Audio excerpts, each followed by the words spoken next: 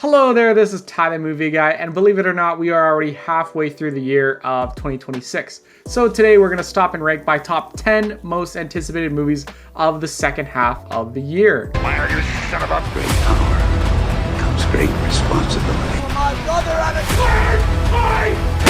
You do this all day. I am Iron Man. Why so serious? Now I am the destroyer of worlds. And before we get started, I just wanted to specify we're going to be doing it a little bit different from the past couple years. Usually what I'll do is before the year starts, I'll do like a full top 10 of my very most anticipated movies of the year. And then whatever still hasn't come out yet halfway through the year, I'll bring it up again and kind of bring up new information we know about the movies and blah, blah, blah, blah, blah. But this year I decided to do totally new movies and not re-include anything from the year as a whole, just because that would be 5 slots that I would just be retelling different movies or whatever like that, and I don't really have too many new things to say about those movies. So if you want to hear me talk about Spider-Man, Doomsday, Odyssey, Dune, Clayface, those would all easily make it into this list, but I didn't really want to repeat what I already said before. So yeah, if you want to hear my thoughts about those movies coming out, go watch top 10 most anticipated movies of the whole year of 2026, and you will hear me talk lots and lots about those. But yeah, don't get me wrong, I'm very excited for those movies, of course, but I didn't just want to re-talk about them. So yeah, today we are going to be talking about 10 totally brand new movies that I have not talked about before, so let's get started. Coming in 10th place, we have The End of Oak Street, and this just barely cracked into our top 10, but yeah, I don't have too much to say about this movie.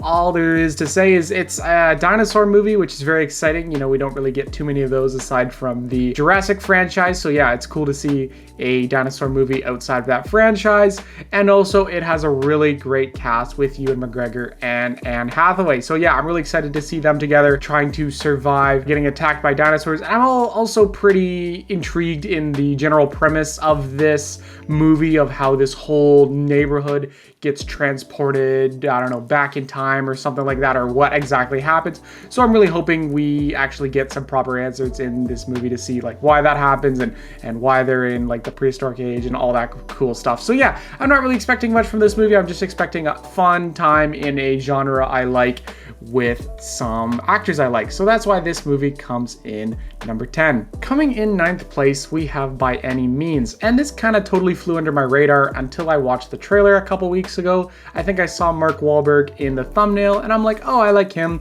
I wonder what he's up to. And yeah, this is just totally right up my alley. People are comparing it to kind of The Green Book because, you know, it's about a black guy with a white driver, but just with a big action-y aspect to it.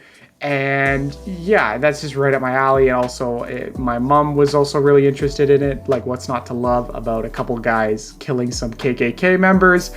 And so yeah, I think this will be a fun time of the movie with my parents. And also I do really like the cast too. I already mentioned, yeah, I like Mark Wahlberg. And also, I like the other guy. I don't know how to pronounce his name, but I mostly know him from Aquaman as Black Manta, and also recently as Wonder Man. So yeah, I think they're going to be a great kind of buddy cop combo together. And also, yeah, the concept of Mark Wahlberg as some crime boss, mafia kind of guy working with the FBI to kill KKK members just sounds really, really cool. And I think it's based off a true story. So anytime it's based off a true story, it gets a little bonus perk for me just because it kind of gives me something to tell people about and sound like I'm smart, but in reality it's just because I watched another movie. So that's why this movie comes in 9th place. Coming in 8th place, we have Godzilla Minus Zero. And just like everyone else, I really liked Godzilla Minus One from a couple of years ago. So of course I'm gonna be excited for a sequel. But if you're wondering why this isn't super high up on the list, it's because yes, I'm excited for a sequel, but also at the same time, I don't really know where you can go with a sequel for this type of film. Obviously from the trailer and from this one specific shot, we can tell that Godzilla is coming to America, which is cool and kind of like a interesting thing for a sequel to not keep it central in Japan. But also at the same time, one of the like important aspects of like a serious Godzilla is the fact that he is in Japan, and it's a metaphor for Hiroshima and what like Japanese people struggled through during that bombing. So like I trust the director and the people behind the first movie, and like I'm willing to hear them out and whatever, but I don't know, how are you going to have that same effect with Godzilla in America? Like, are you gonna tie it to Pearl Harbor? I don't know how they're gonna like get that same emotional impact from the original film without like tying it to an event. Like, I don't know, are they gonna try to do something like that, or yeah, I'm not sure, but either way, I'm excited, and yeah, I'm curious where they're gonna take this sequel. So that's why this comes in 8th place. Coming in 7th place, we have Heart of the Beast, and this is another movie that totally flew under my radar until a couple weeks ago when I saw the trailer and I saw Brad Pitt in the thumbnail, and I'm like, what? Another Brad Pitt movie that I had no idea was coming out? Like, Brad Pitt's kind of in my top probably 15 actors of all time, so I'm actually very ashamed of myself for not knowing this movie was coming out at all. But yeah, so I watched the trailer and I was really into it. The big aspect, of course, is Brad Pitt, one of my favorite actors of all time, but also just this concept of an army veteran and his dog like crashing their plane on some like remote forest or whatever, and then having to survive the elements just sounds like a really cool idea for a movie. And also, of course, the kind of co-star of the movie is Brad Pitt's dog, and anytime there is like a dog in a movie like this, it's like, oh my god, is the dog gonna die? Is the dog not gonna die? Like, you can even see in the trailers, there's certain scenes where like the dog is like gonna fall off a cliff, and then Brad Pitt's just holding on to him with one arm and stuff like that. It's just like, even the trailer is just freaking me out.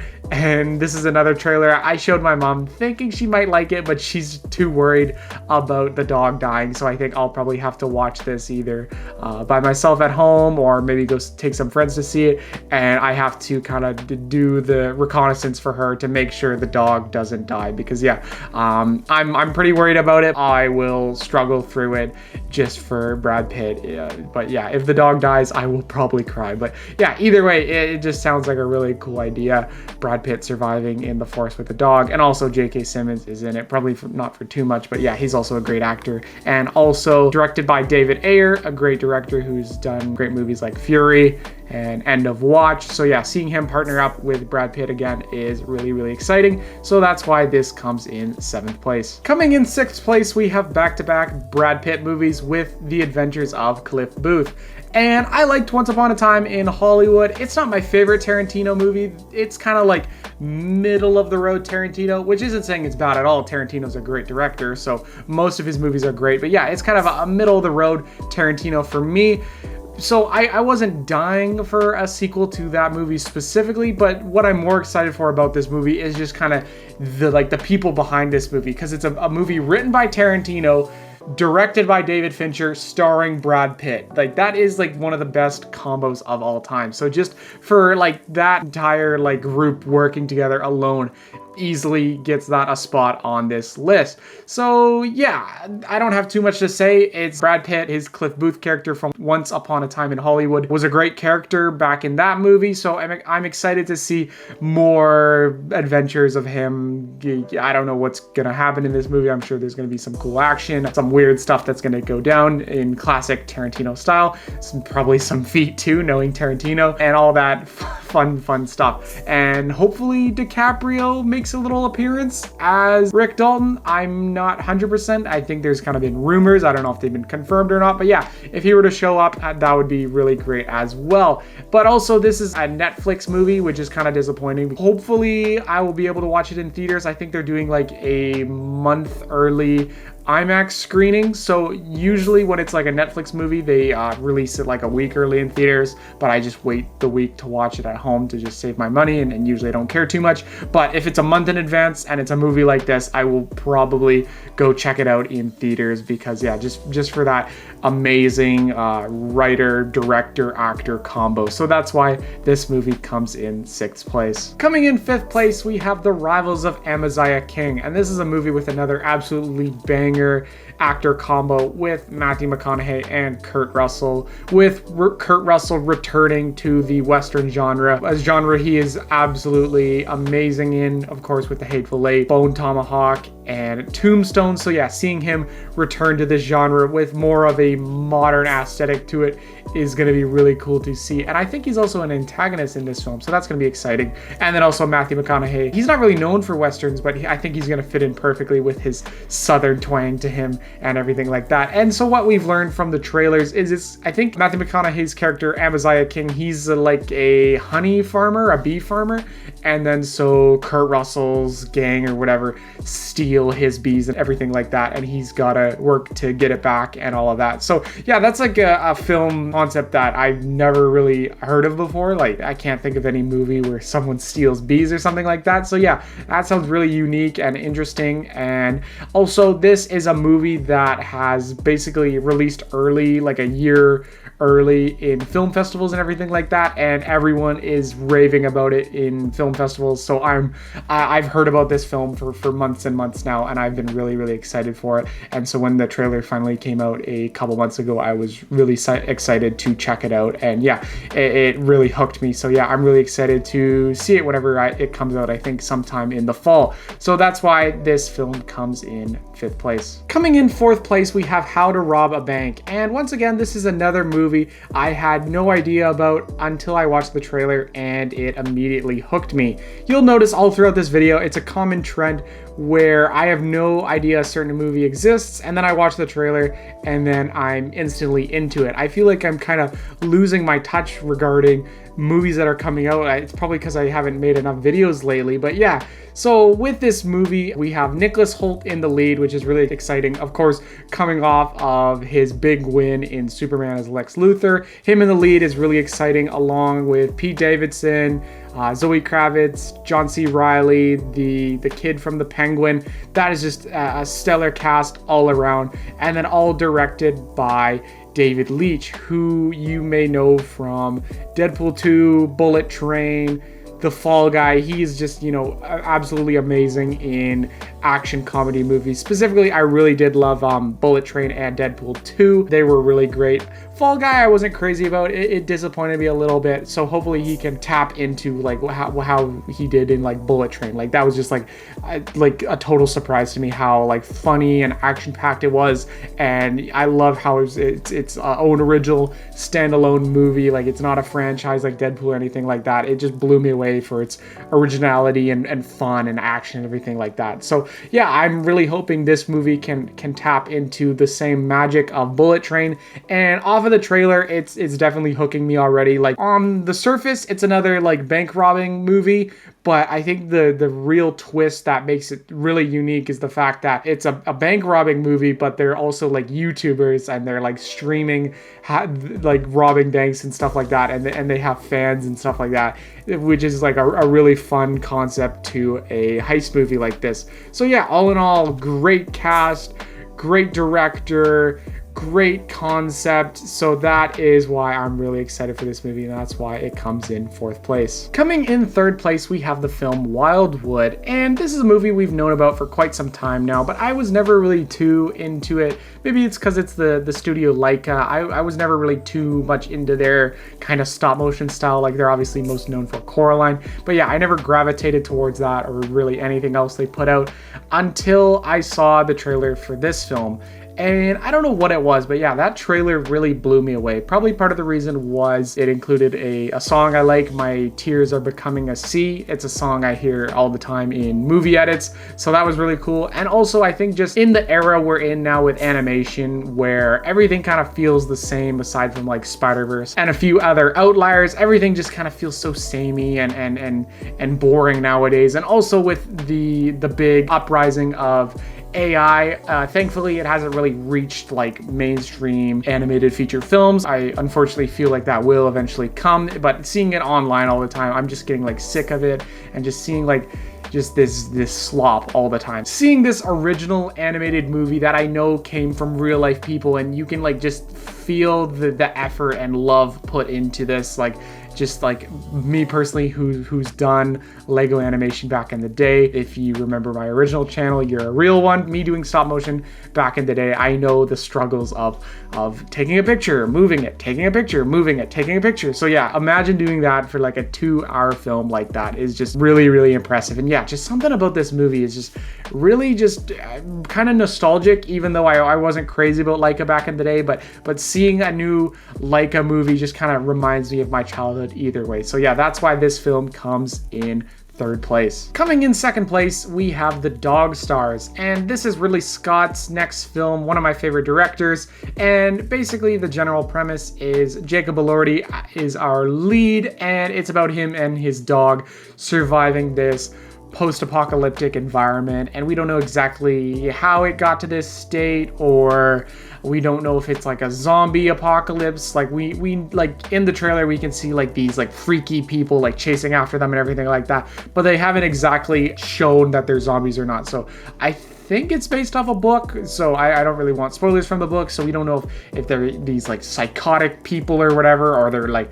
literal actual zombies. But either way, I'm really excited to see what it's all about and see how they got to this state. And also it's starring Margaret Qualley and Josh Brolin, and also once again, like Heart of the Beast, it is featuring a dog. So once again, I'm going to be very worried regarding the well-being of the dog, and praying that the dog survives, and praying it is not another I Am Legend situation. Please, I do not want to cry over another zombie dog. But yeah, so all in all, once again, a great director, great cast, great post-apocalyptic setting. So all in all, that's why this film comes in second place. But coming in first place, funny enough, the only movie on this list that hasn't had a trailer yet, we have the film I Play Rocky. And if you've never heard about this movie before, basically it is a biopic about Sylvester Stallone making the original Rocky film. And I've known for years now